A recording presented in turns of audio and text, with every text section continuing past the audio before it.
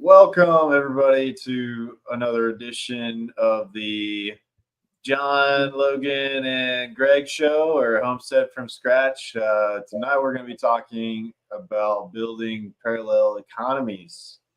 And this was a topic that I think all of us have been thinking about for a while. And, part of the reason why I wanted to get a group together to start working on something like that. So, how are you guys doing tonight? How's your week been? Good, no complaints. Weather's been good. It's been dry, which is okay. We got rain a couple weeks ago. I'm good to go for another week or so before it's having any impact on my pasture. Cows are doing good. Persimmons are delicious. You know, putting my garlic in. Started putting my garlic in this week. I got, this new deal for me. I've never done garlic before, so I bought a pound or so of garlic, cloves, seed garlic, and I got one row in. I had no idea how much a pound was gonna, is that gonna be like 2 rows, 3 rows, 4 rows, 20 plants, 100 plants. So I'm kind of slowly figuring it out. So we'll see. Planted, took out all the tomatoes and pulled them up and went in there. And so I took all my leftover seeds. I think we kind of talked about that the other day and just slung them out there. Mustard greens, spinach, radishes, whatever I got. They're not planted in rows. They're just all mixed together. And it's a cover crop, right? That you can probably eat, So, and that all that stuff's real hardy into, as cold as our winters get, it'd probably be good until January, and before we get any like super hard long-term freezes. So I'm ready. I got a lot of other projects I probably should have been doing, but I got that done. Hey, you're doing better than me.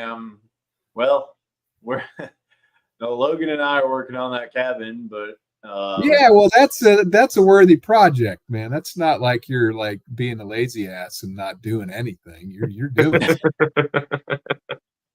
Yeah, the lazy asses are the ones that need to, get in gear. Yeah.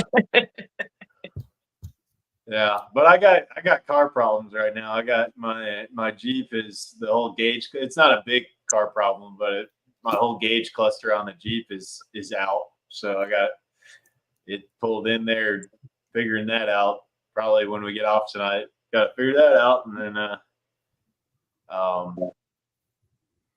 get that fixed. But how you doing, Logan? Pretty good. Same thing, having the car problem, truck problems. I gotta check in with my mechanic. It was supposed to be done today, but didn't get anything from him, so I'm gonna just check in and see what's going on. Need to get it back. Need my truck. It's a lot of truck things going on, especially with work. Yeah. Yeah, other than that, doing real good. Yeah, the cabin's been going well. I don't know, Greg, if you've got the video up yet, but if anybody wants to see that, y'all need to go check out Greg's channel. I've got a couple of videos on my channel of some of the stuff we've done out at his property, but definitely go check that out. We're doing a little hip camp and like a gathering space for our freedom and homesteading community here in North Alabama. So yeah, been having fun with that and a whole lot of other stuff. Getting ready to I keep saying I'm gonna process ducks, but it has not happened yet. Luckily they keep really well on the foot, so well, we're gonna have some pretty cool weather coming in here in the next week or so. So yeah, I don't know if it's I'd assume it's better to process when it's a little bit colder anyway. Less bugs for sure. You ain't got to be real quick. You ain't got to worry about flies coming all over the place. And yep. So, yeah, a lot better. Go ahead. Oh, nothing. Just say it's a lot better. Yeah, when it's cooler. Oh, okay. So yeah, like getting to our topic of discussion tonight.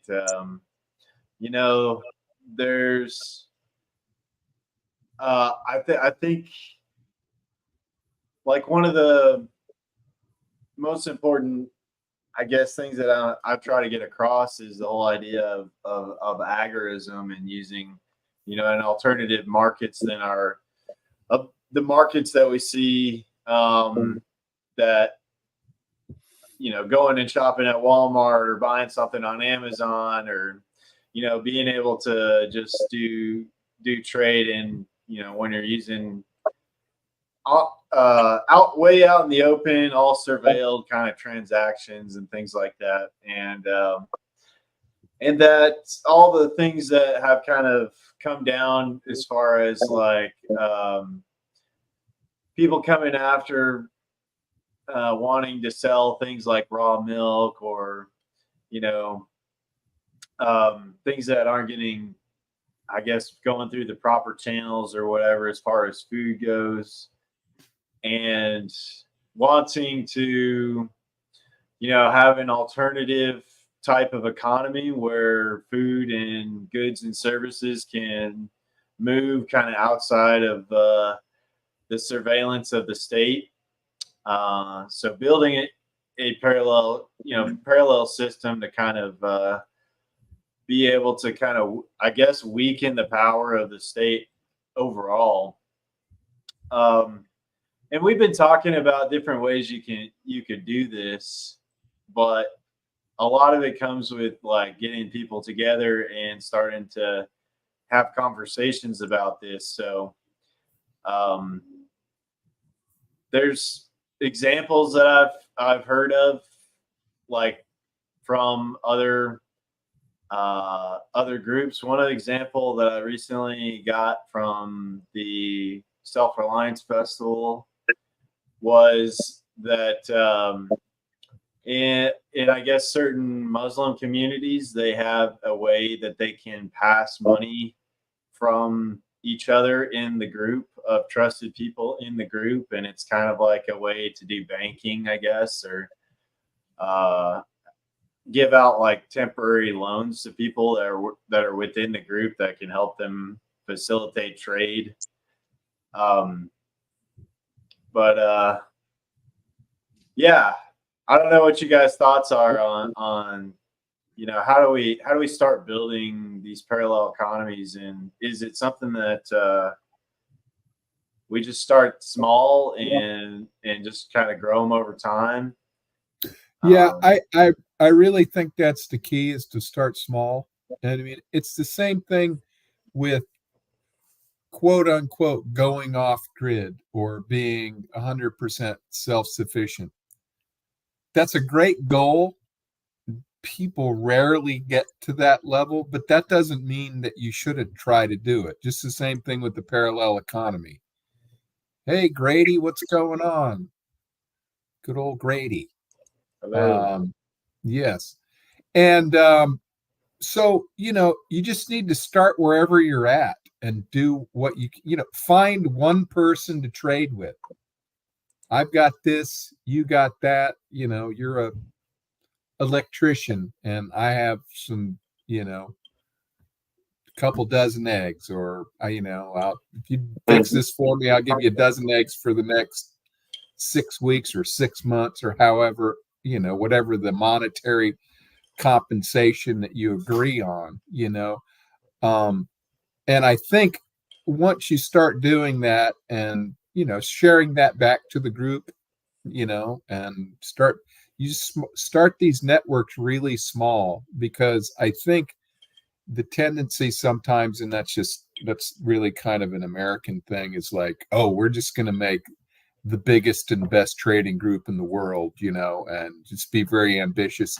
Nothing wrong with that, but you have to take. I really think it needs to have baby steps before you start. Because you mentioned one thing, Greg, is you've got to get a group of people together, and that's the first problem. Yeah, I yeah, mean, absolutely. people are the solution, but people are also the problem, right?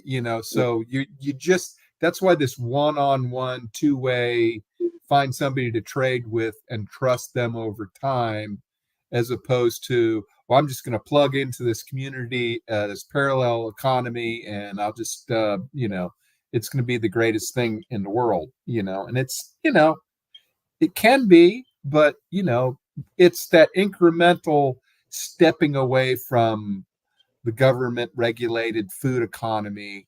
Really, that's my main concern. Not so much the dollar versus a cryptocurrency or whatever, but it's just the regulation and the interference of the government getting in between you and the person that feeds you. That's never going to be a good thing. It's never something I'm going to accept as being okay.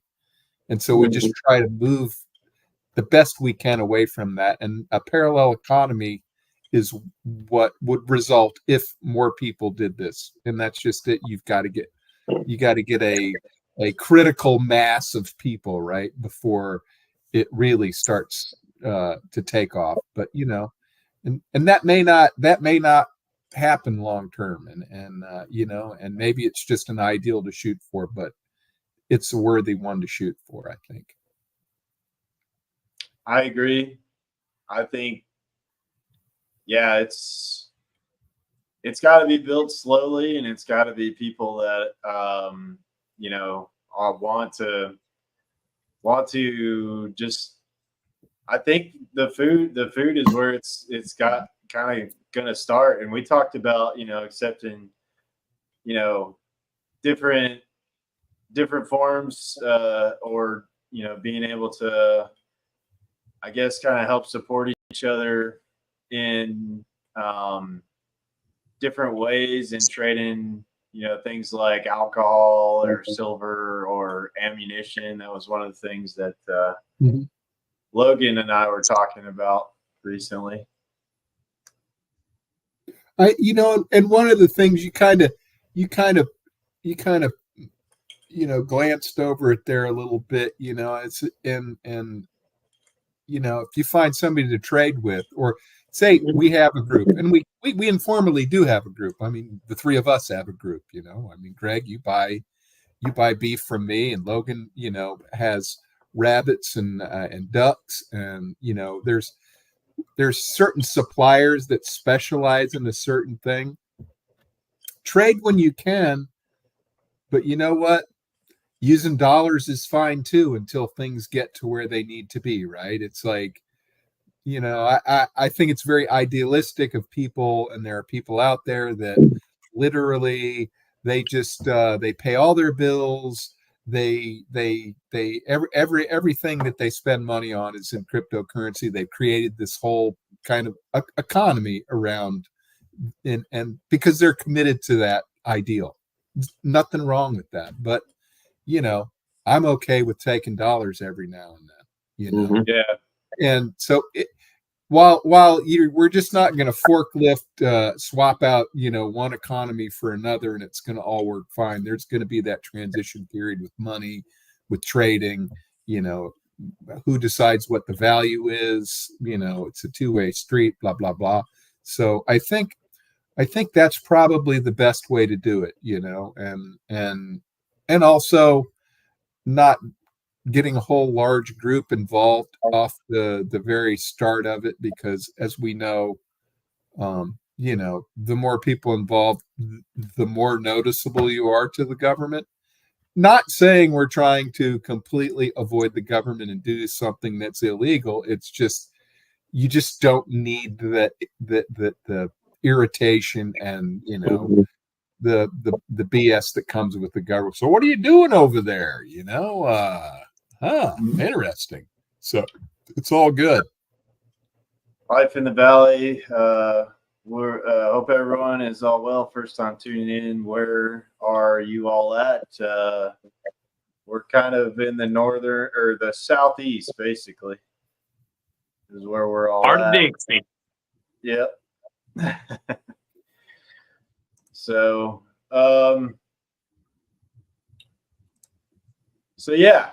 I think it is about kind of building the relationships over time and starting small and, figuring out who is in that kind of alignment in your area and just, I think, I don't know, maybe one of the ways is to like start doing more type of education type things. I know Logan, with you and Deanna, y'all have been doing these mushroom workshops, and people have been coming to figure out how to inoculate mushrooms in logs. And the people that are coming out there, seem like they would be interested in plugging themselves into a network like that. Mhm. But I don't know. What are your thoughts on getting, I guess, vetting people that want to come in and kind of work in a parallel economy?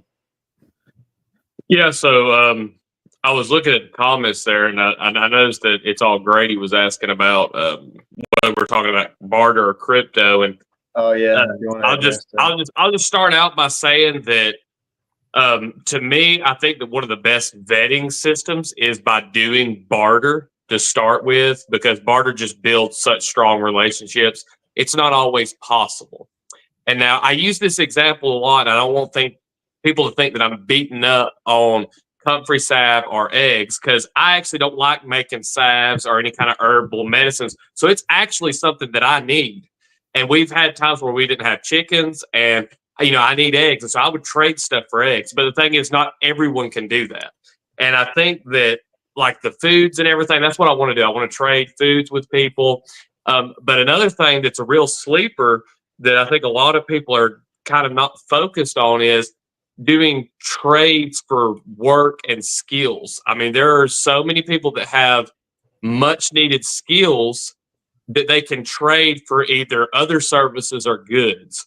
So I don't think we factor those in enough. And once you have somebody come do work for you, or you do work for someone, you get to know that person really well. Like I'd say, since I became self-employed and started doing the handyman stuff, I learned so much about all my customers. And they learn stuff about me, and it's amazing how many people I find that it's like, hey, don't you think we're just taxed out of our minds? They're like, yeah, I'd like to do something where we would didn't have to pay all these daggum taxes.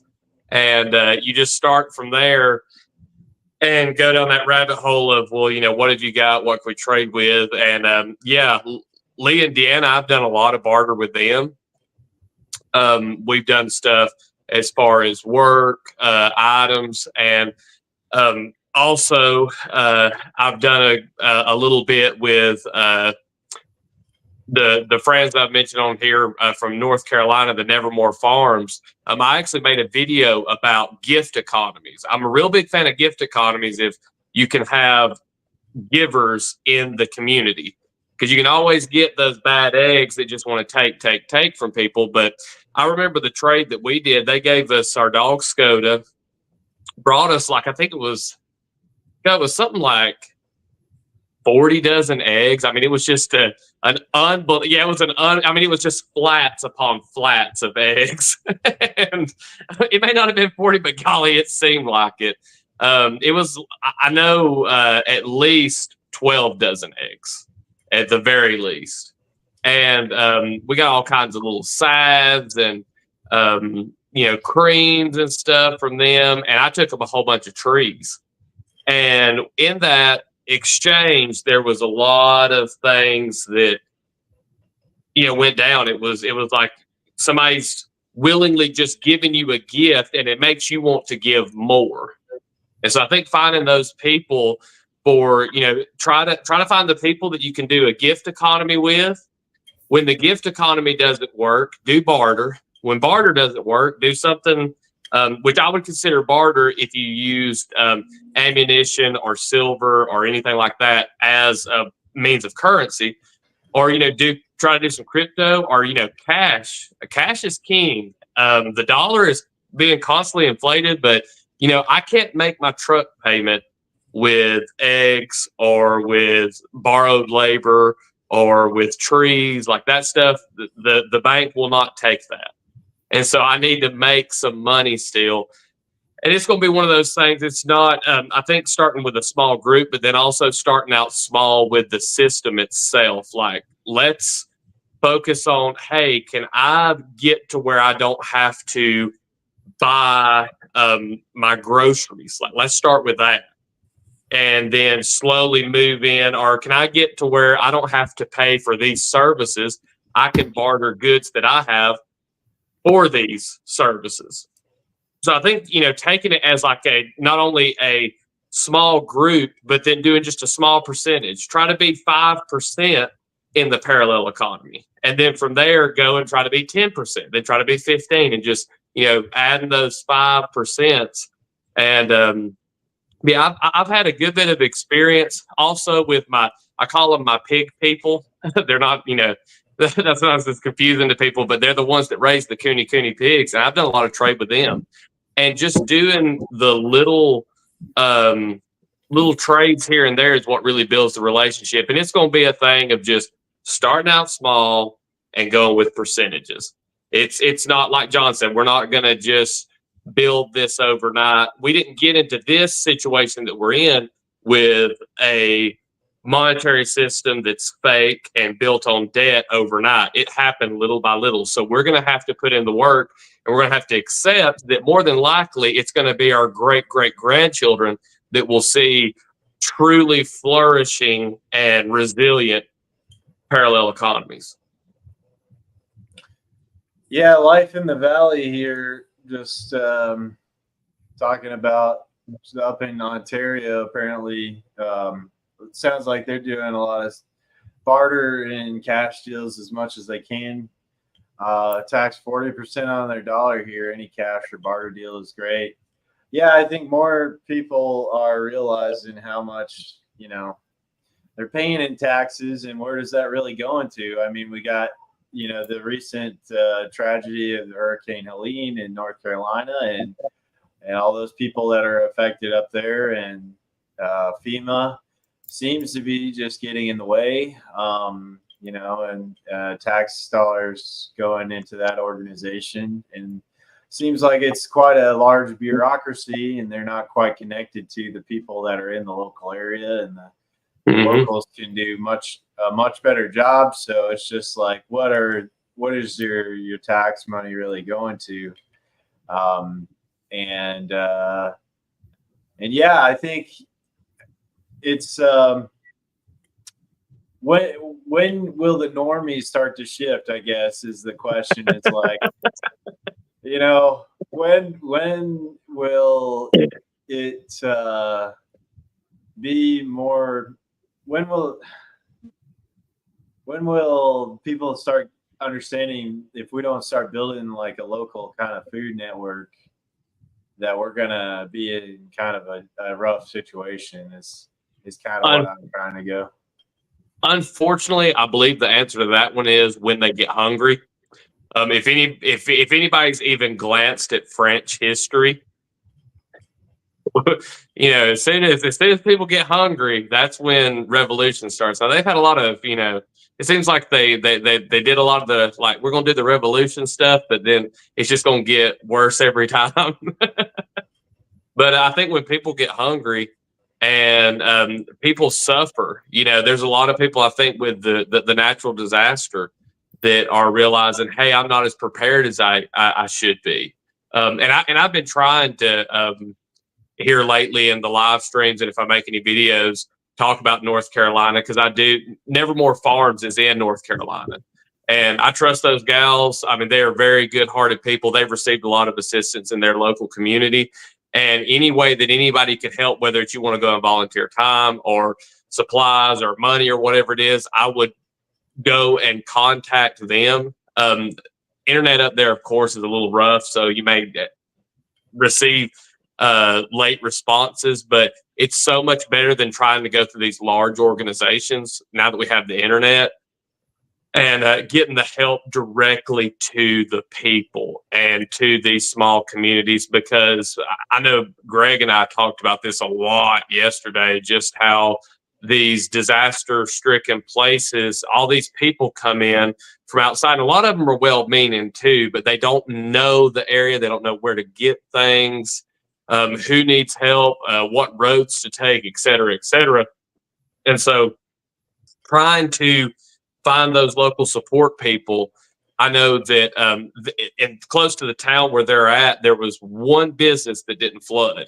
And that guy and a bunch of other people that had ATVs in that community got up some supplies and started carrying them up the mountain. So helping individuals like that are in the red zone and have not been affected as bad as everybody else, those are the people really to try to lift up and support, so that way they can help distribute in those communities what's needed. So sorry for the long shout out on that, but I know that it's if you go and you look at the floods and everything, it's horrible up there.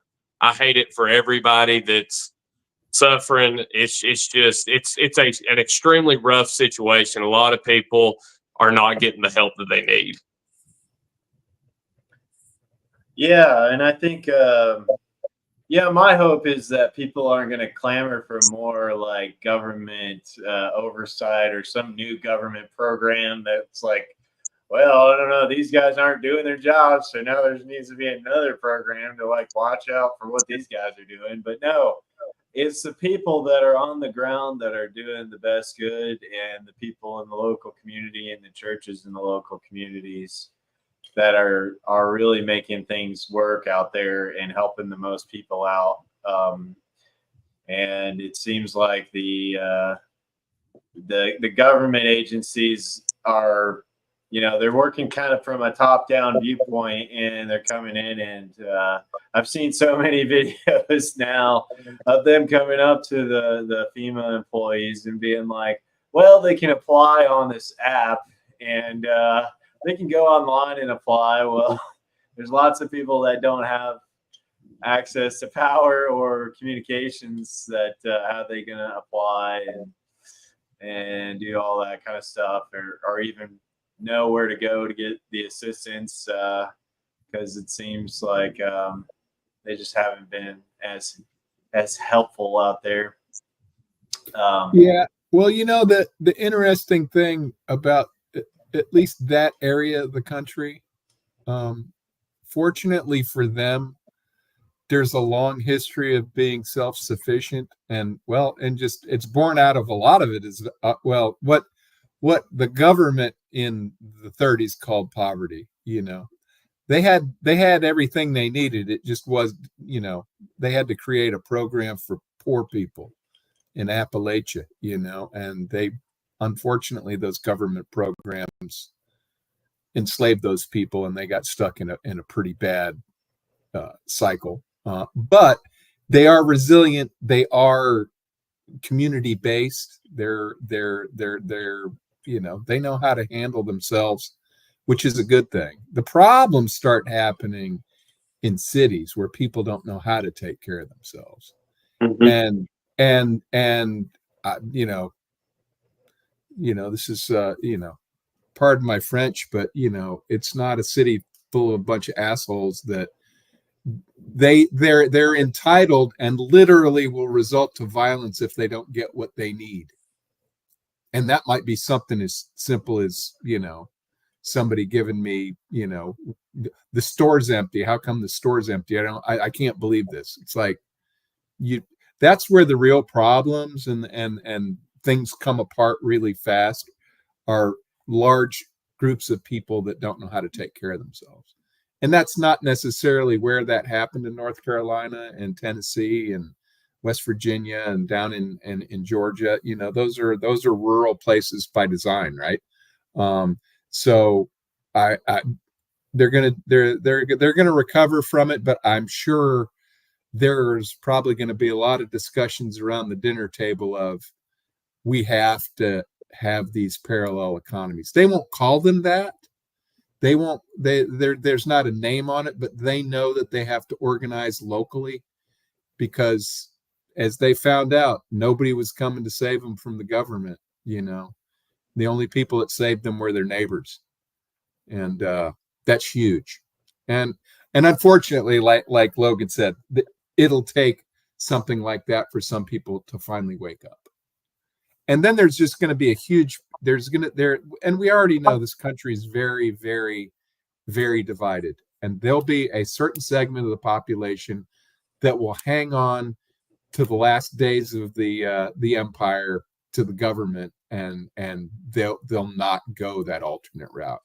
They will always hang on to the very end because that's just what they believe, and that's what they've come to believe in their lifetime, that the government is always going to be the best option in a crisis, and unfortunately we're seeing that is not true, obviously. Life in the Valley is saying one thing too, you guys get real news. Our government made this bill so they can control our media and news. We see nothing that's going on now, have to use different VPNs to see stuff. I mean, did you guys hear about this recent Internet Archive attack? And yeah, they hacked the Wayback Machine. Yeah, they hacked the Wayback Machine. Yeah, which is very concerning. Yeah, kind of erasing for all the history. For those that don't know, that's an archive of everything that's ever been published on the internet. So, and one of the great things that the government and the media do is they'll go and they'll put something out, they realize it was the wrong thing, and they'll just go change it, and you'll never know that it's been edited. You don't know what the original was because they've taken that down. But this Wayback Machine is like, oh, whoa, no, you posted this 10 minutes earlier and the information was completely different. Why did you do that? Well, you can read both of them and you can tell why they did it, right? So that's an important resource, and yeah, they don't like it. And the thing is there's just been recent things, especially with politics, that media has changed interviews and reformulated videos, and the only check against that is the Wayback Machine. So let's just kind of guess who is part of the hack. Is the people that are being negatively impacted by the truth, and that's not good. And I don't care what party you're on, but or you back, but if it doesn't start out with truth, then it doesn't really, it's all BS, Just another reason to get these alternatives going, because I think, like, I've been reading about the white pill by Michael Malice, where he's talking about how the communists took over in Russia and started the revolution and all that over there. And it was, getting the people together that distrusted the government and just started to like kind of trade between each other. And also in North Korea, the people that were able to like kind of eke out an existence were trading outside of the view of the state. Like, don't let the state catch you, but that's how some of them were able to make it. And I think it's more important to think about these things and get proactive about it now, instead of being reactive. I think so many times as human beings, we're just so reactive to the things that come down the pipeline, and that we react instead of being proactive because we're not in that situation at the current moment, right? We're not feeling the pain of the situation at the current moment. And maybe it is the pain that causes action. Well, and our real owners, like the people who really own us as slaves, I'm gonna try not to go down this trail, but I'm gonna just sort of go in and back up and go back down the road we're down. But when slavery was abolished here in the U.S., what a lot of people don't realize is a lot of the people that were for abolishing slavery, as far as the really high ups, the people with the real money, it wasn't about, like, oh, hey, we just want to do this because it's morally correct. There of course were some people that was their goal. It was like, hey, it's wrong to own another human being. But a lot of people, don't realize that, like Abraham Lincoln, for example, he put in, he's the one that implemented income tax. And slowly but surely, the government said, you know what, we could have this one group of people that's a whole slave. And that'd be great. You know, we can do that. But why not just have everybody be a percentage of a slave? And that's how the taxes and everything else got started. And when it comes to all this political bull crap, the left and right, it's all about division. They're dividing and conquering. They don't care about you. The real people who are pulling the strings in this country, they want you to be just so, they want you to be either a Trump worshiper or they want you to be a hater. They want you to just have like the Trump derangement syndrome of like, he's this huge threat to democracy, or they want you to worship the guy because they know that as long as they keep people divided and people aren't talking about these issues and realizing just how badly screwed they're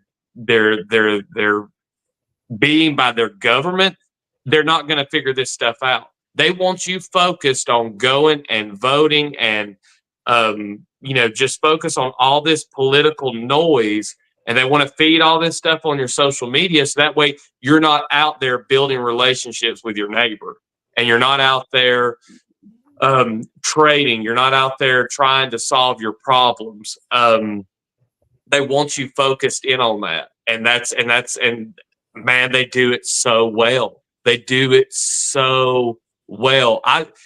I'll tell you what got me to stop really just like, I would not watch any media, like as far as news goes with, Fox News, CNN, all of those, like don't want anything to do with them. Anytime you watch CNN or MSNBC or any of those, it was constantly like, well, here's the bad thing that Trump did this week, and here's why he's the devil and everything. The one thing that got me that I thought like a lot of people were always like, oh, well, Fox News, they like to tell the truth or whatever. That's a load of bull. That is just the biggest load I've ever heard, because I remember seeing that it was Memorial Day weekend, and everybody was having a fit because I think Kamala Harris does a lot of stupid stuff, but she just said, "Happy Memorial Day, America. Enjoy the long weekend." I saw nothing wrong with that statement. They basically twisted it to where she was basically spitting in the face of all of the fallen soldiers. And I mean, they just wanted to make this huge bonfire out of this little stuff. And it's like, they want you focused on that. And that's really impeding us from doing a lot of this stuff that's really going to make our lives better. Talking about that local stuff. If you're going to be politically involved, try to be more focused locally rather than, nationwide. And I mean, I get it. There's people like Hitler that came into power. History's got some pretty awful stuff in it. I'm not saying that, it won't affect you, but there's so much more that you can do locally rather than just, sitting there watching videos about people hating the other side and dehumanizing the people that are in that camp. Sorry for the rant. I'm done. No, it's totally legitimate, because you're right. And Greg kind of mentioned that earlier too. It's like people are very reactionary. Why? Because they're distracted by things that don't matter, right? Whether it's sports or Taylor Swift's latest concert tour, or the news, which has really just become entertainment for people. They turn on it really gets their endorphins going when they watch the news and there's a story about somebody they hate, or it's a form of entertainment. And all these distractions that we have, who's got time to think about a parallel economy? Who's got time to even think about growing their own food? Who's got time to think intentionally about what's going on in their own backyard? Nobody. That's why it's just boggles the mind as the direction the country goes in. And you're like, aren't there other people that are seeing this is not good? I'm not taking a political stance, but this is not working out really well. And it's scary, Yep. So yeah, it's very unfortunate. So, well, to get us a little bit back on track on a parallel economy, I'll give you a few examples of what I've used on the farm here. When I moved here, I was new to the local area, and I bought bought these 30 acres here, and I want to raise cows. I mean, that's all I really knew. And there was a pond on the property, which is great. But then I was talking to the guy I bought it from, who's actually a realtor in the local area. He bought this property, and he was going to graze his cows on it, right? And I didn't know that. So I asked him. I said, I'm thinking I'm not going to build a house for a couple of years. I'm thinking of leasing this property out to, because it's been pasture forever. He goes, you know anybody that would be interested? He goes, I am. So we drew up a legal document on how much the rent was going to be, the lease was going to be, and then probably 2 months in, I'm going to go. I said, Robert, you know what? I said, I don't know the local people here. I'm new, but I'd really like to build another pond down a little bit lower on my property. And I tell you what, I ain't going to charge you any rent this year, but you need to find somebody that'll do this work. And dollar for dollar, I still had to pay for my half of it, but his lease payment paid for his half. But what did I get? I got a local contractor that knew what the hell they were doing, and I would have just, had to, how to work a backhoe. I mean, I didn't know anybody, right? And he picked a good guy. He's the guy that worked our other pond, So we traded that year. And then the next year I go, well, Robert, you know what? You don't owe me a lease fee, but that corral that's fallen down, it needs to be rebuilt and new posts put in. And so we basically traded his lease payment for improvements on my farm. He paid for the improvements on my farm. I didn't get any cash. Didn't really need the cash. I mean, it would have been nice. But I mean, what I needed is somebody who knew the craftsmen and the machine operators that could do the work on my land, because I didn't know. Because as we all know, finding somebody that's reputable, that does a good job, Logan aside, that'll do work for you is it's scary for people. And there's enough horror stories that people are like, ugh, I don't know. So we did that. Then the young guy, local guy who actually helped me fix my mower. I have the surprise bull calf that I had needed to be banded, and and I don't. You need a special tool and some bands, and and I've never done it before. It's the only bull calf I'm ever going to have, so it's not a skill I really need to learn. I'm never going to use it again. So he came and did that, and I'm like, so I'm just going to trade him a couple catfish, down in my pond. I went down and showed him my catfish and fed him. He goes, damn, those are big. I said, well, we just trade that, So no money changed hands. He got what he wanted. I got what I wanted. Everybody's happy. So that doesn't have to be super complicated. It's anytime you're interacting with somebody in your local community, whether you're trading their services or what, just think of, you'll be surprised what people say. Well, what would you take for this? Well, that thing over there, that pile of wood that, I've been meaning to clean up, there's some good logs in there, you want that? Yeah, sure. Take it. Okay. Well, I'll do this work for you. I mean, you'll be surprised, because the whole basis of a barter economy, and it's true of any free economic trade, is that both sides win, right? Nobody's ever gotten into a trade that they didn't think was going to be of an advantage to them, right? I mean, because that's irrational. That doesn't make sense. I'm going to be worse off after this trade. There's something about that trade that you saw value in, that you were willing to trade for. So it's a completely rational exchange. When you start putting money in there, and money that, goes down in value quickly, and, and all the things wrong with our monetary system, that trade is not as transparent. And it might not make sense to you. It's just, whatever. It's something I have to do, like paying taxes.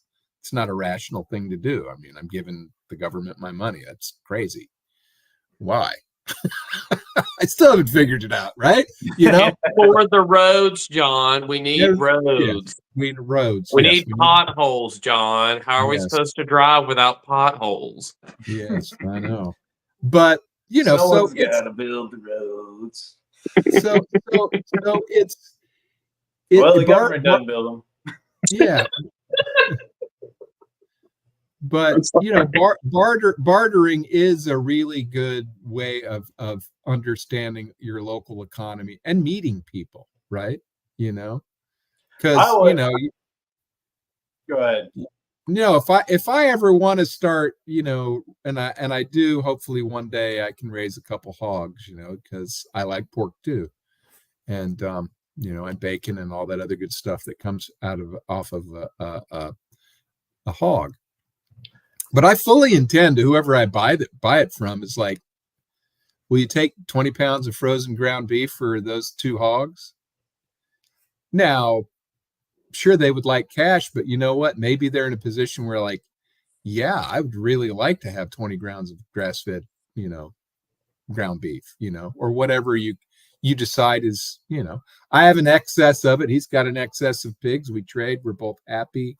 We move along, you know, they may become regular customers that way, you know, so it's not that hard. I guess really the only thing you need to do if you're interested in doing that is what service or product are you going to offer, and work on that and get good at that. See you, Grady. Thanks for dropping in for the chat tonight. Let's see, life in the valley here sounds like they got some pretty good, cool stuff going on. They're on 50 acres here, surrounded by 2,000 acres of wildlife reserve. Also have 2 1,500-acre camps with private lakes on the homestead here. Dug 2 trout ponds this summer. Sounds like you've got a pretty nice little setup over there. Yes. On the homestead that you're working. 4th generation logger, Sawyer, 26 now, wife 23, running homestead. Long road ahead, though, one step at a time. Absolutely, man. Yep. Just keep working on it over time. But it sounds like you got a pretty good setup, and it sounds like you are doing a lot of this bartering and trading up there too. And it sounds like you can kind of be a leader in your community up there for folks that are around you. One guy works for a butter factory. We always trade him a dozen eggs for 3 pounds of butter. Nice. Oh man, I need that guy in my area. Yeah, we got to find a butter person, man. We need a butter guy. Yeah. Yes. We need a butter guy. Yep. A lot of time, 2 people will have trees or logs. I'll go cut and mill it. I get lumber out of it to sell. They get lumber, and everyone is happy. Nice. Yep. That's something I got to do, is get my sawmill back up running regularly to be able to trade some lumber. Because they're not having to buy lumber. And this is something else I'll mention that a lot of people don't think about when you're talking about barter economies. There's the whole thing, and you know, we would never not want to pay taxes. This is completely just hypothetical. We would never do that. We want to give all our money to the government. All right, now that I've got the disclaimer out of the way. Yeah. But people don't think about, like, when you're going to trade with someone, okay, yeah, you don't pay any sales tax. But think about the money that you would have to earn and then pay taxes on to be able to buy the thing. So when you look at, like, okay, say you're buying 2x4s, which, you know, the price of them, it just depends on what time of year and whether there's a, you know, global crisis or whatever. If they're trying to shut everything down, the price could be, you know, $5 a 2x4 or $8 a 2x4. It could be $2.50. Let's just say $2.50. What did it get to at the height of COVID? Like, was it like $11? It was like, I think, nearly $9 here. I think it was nearly $9 for a 2x4, which is just insane. But let's go on the $2.50 side about what it is right now. So $2.50. say you need to buy 4 of them, that's $10. What a lot of people don't realize is, okay, first you need to earn the $10, pay all your taxes on it. Then you're going to pay sales taxes. You got to drive somewhere like Lowe's to go get it, which you have to buy gas. And I mean, it's just like there's all these taxes piled up on that to where it's like it doesn't really cost $250. It costs a lot more. So if you have somebody that's super local that you can trade with, the savings are immense. It's not just the $2.50 that you're saving. And the more resilient you get with that, you know, by buying stuff in cash or bartering or whatever, like I said, wink, wink, we would never do that. But you're just eliminating mountains and mountains of taxes. And that's something to keep in mind is the less you have to spend in money, the less you have to, you know, pay those taxes. So you're not earning it, paying taxes on it, and then paying the sales tax and this tax and the breathing tax and the blinking tax and the winking tax. So yeah, I mean that for me is enough reason to trade more. Is just to keep from having to give more of my life force away to pay taxes so I can buy something. Yeah. Yeah, it is. I remember going up to a city council meeting because they wanted to put a new tax on Airbnb or something like that within the city. But like these cities, you know, and when they get their council meetings together, a lot of times they don't have a lot of people that are aware of these new things that they're going to pass. So it's like, it's just kind of a constant thing that's happening. I think I don't know.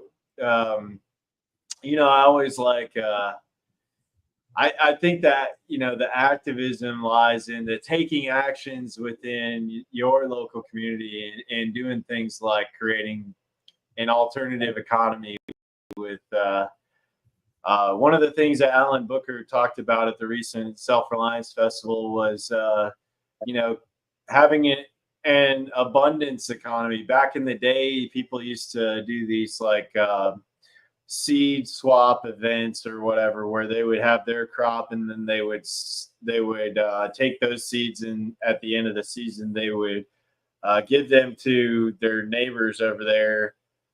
So that they could grow some of this crop that did real well in their areas. And what Alan was talking about was kind of getting into like some of the genetic capital of our local areas. These seeds are actually adapting to the local environment of that season, and so those seeds are more well adapted towards the next season and should be able to thrive better going into the next season for whatever the environment is there locally.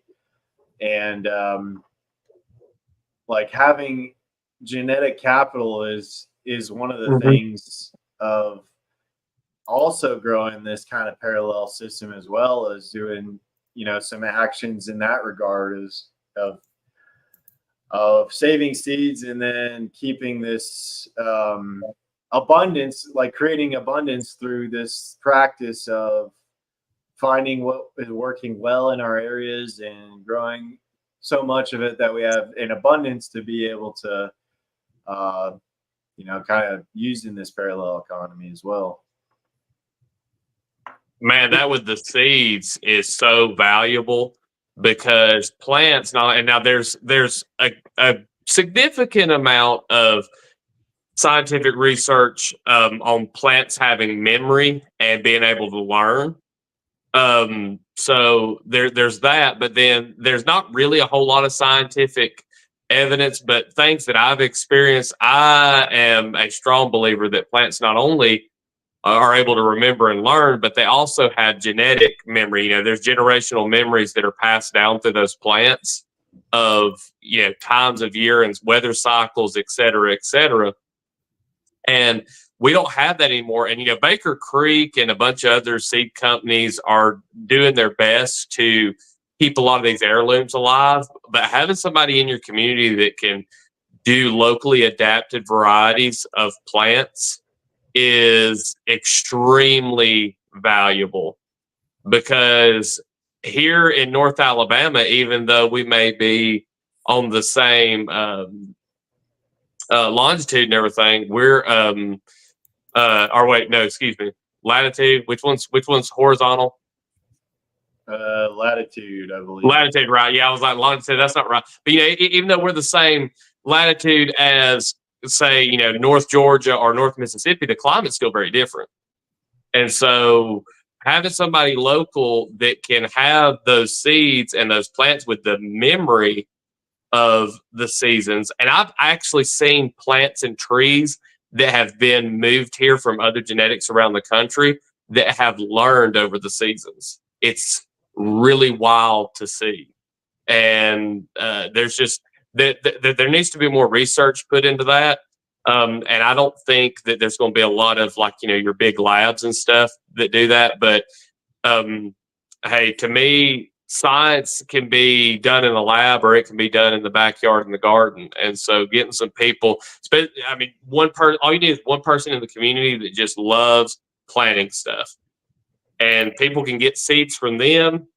They can, grow out their own, try to improve on it, but always have that one individual that's going to keep that bank going and maybe even bring seeds back to them. So, that's a huge one. And that's a service more than it is a product. Yes, you're going to go get seeds from them, but that's somebody that's going to invest the time to breed those plants and pick out the ones that are most adapt to your area. They're going to produce the most.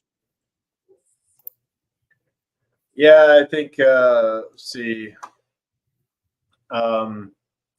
Life in the Valley is talking about they got up to $12 2x4 here, around $5 a 2x4 now, but stock up now on lumber is going to skyrocket. Mills over COVID were crying for wood, then got huger overstock prices dropped. They closed the mill. So I guess, think about lumber right now, but yeah, that kind of barreled us off of that seed topic. But yeah, I think it's really important to be thinking about that, and it's something that I hadn't really thought about was the locality and the plants and getting adapted to the local environment. And if they don't have that kind of adaptation, then they're when you plant them, they're probably not going to do as well in your area. So it's all about just creating more abundance and refining our techniques on growing food in our local area. Yeah, and another, I guess, service somebody could probably, and we talked about this a little bit last week, but it's growing is important. Genetic, coincidence of your climate is really important. But then we get into a whole nother area of preparing and preserving the food. And that's a whole nother skill that most people, just by virtue of the way, our economy and the food economy has gone, have stopped learning how to prepare their own food properly.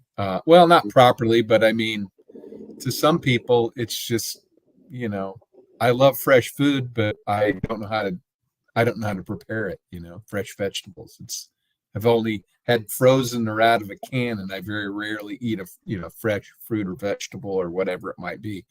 And so there's some of that knowledge that gets passed down through generations that, grandma's recipe for, ham and beans or something, or whatever it might be, because some of these things, and this is a challenge I have, my persimmon tree experiment is going really well, but I'm afraid to extend it anymore because I've got more fruit than I know what to do with. And they're fine to eat fresh off the tree, but you can only eat so many of those. So I've got to kind of learn what the best ways to preserve it. Do I need to get a dehydrator? Do I need to make persimmon wine?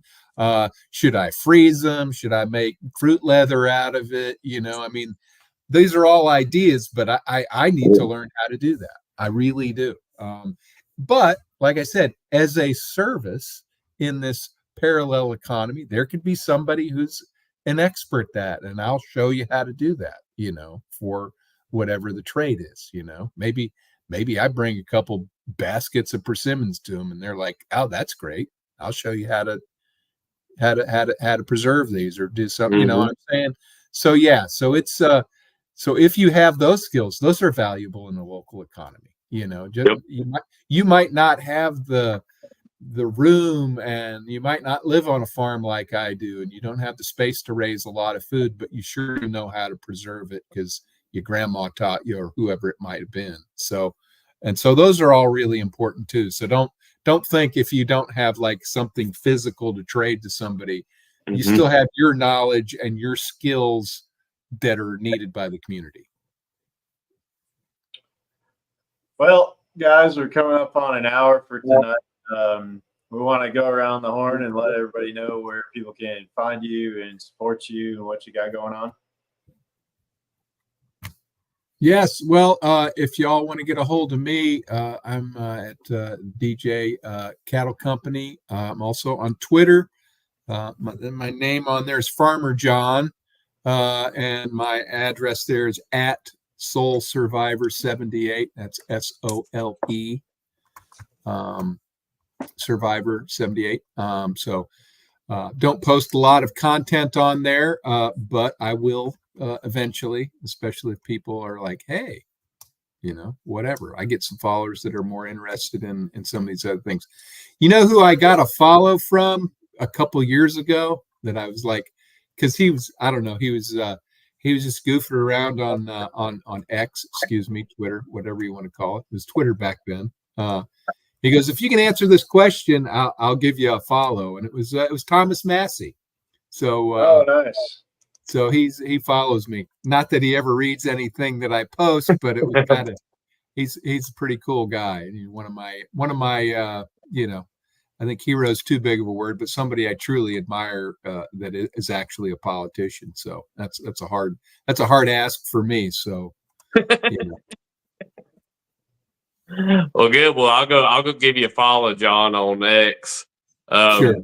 Yeah, I'm not on X, but I probably should be. I'm on YouTube, Hideaway Homestead on YouTube. You can also email me, and that's it.